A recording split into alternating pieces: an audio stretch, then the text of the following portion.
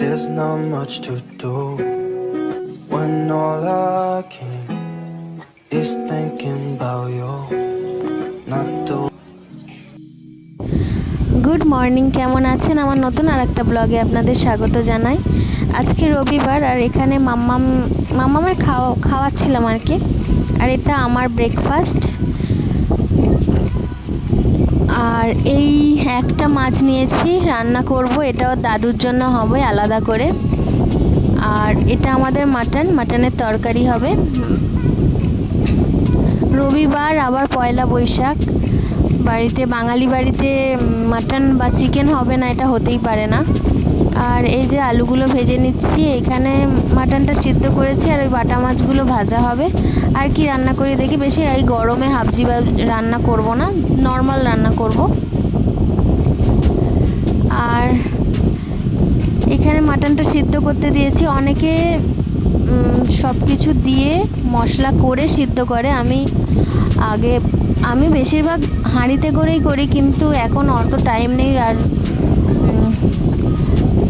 গরম প্রচুর পড়েছে, ওই জন্য প্রেসারে দিয়ে আগে সিদ্ধ করে নিয়েছি নুন আর হলুদ দিয়ে। আর তারপরে কষিয়ে কড়াতে রান্না করব। আর এটা হচ্ছে কাঁকড়ার টক করব। আর ওই বাটা মাছগুলো ভাজা করব। আর মাম্মাম পয়লা বৈশাখে নতুন ড্রেস পরেছে, এই যে।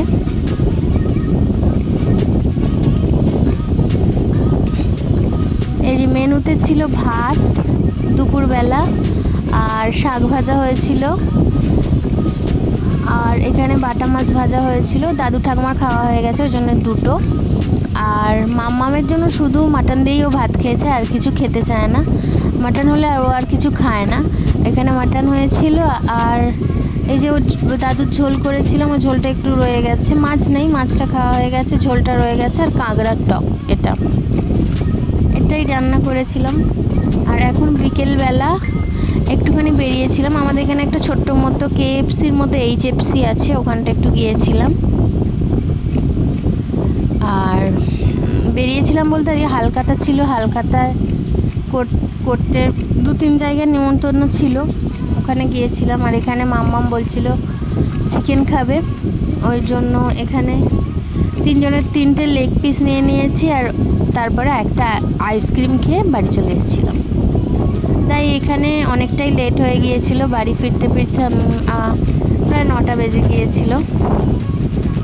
এই যে এখানে ওর বাপি আর ও খুনসুটি করছে, এই যে বাপিকে দিচ্ছে আর ও খাচ্ছে।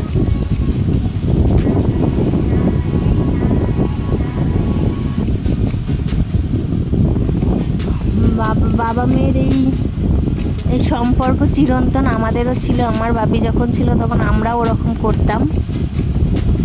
আমার প্রিয় জিনিসটা নিয়ে লুকিয়ে রাখতো নিজের থালায়।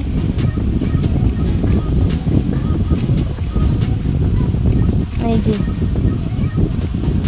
অন্যায় করছে দুজনে। আর এরপর বাড়ি যাব।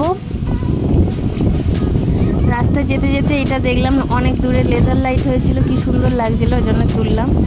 তো ব্লগটা এখানেই শেষ করছি। ভালো থাকবেন, সুস্থ থাকবেন, আর শুভ নববর্ষ। হ্যাঁ, ব্লগটা দিতে একটু দেরি হয়ে গেল, তাও শুভ নববর্ষ। সবাই ভালো থাকবেন, টাটা।